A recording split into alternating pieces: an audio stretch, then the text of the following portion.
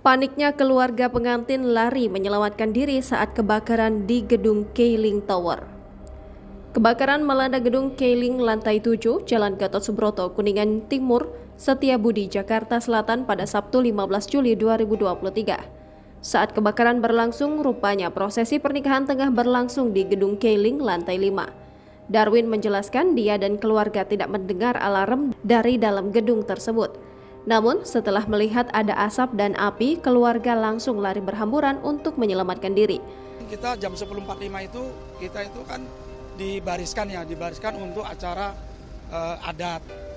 Setelah kita mau melakukan acara adat, itu dari kaca luar kelihatan tuh serpian kepul hitam. Nah, di situ kita udah mulai, apa ini? Wih, kebakaran rupanya. Udah di situ kita panik. Jadi saya pastikan 10.45 itu mulai kita bisa merasakan itu. Sekitar 20 menit barulah alarm bunyi. Di situ kita panik.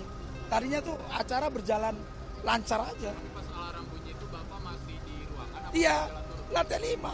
Acara biasa, mau adat, mau dimulai gitu. Boleh penegasan Pak, berarti tadi ketika ada melihat asap ini tidak ada pengumuman maupun juga alarm yang berbunyi Pak. Lalu evakuasi bagaimana?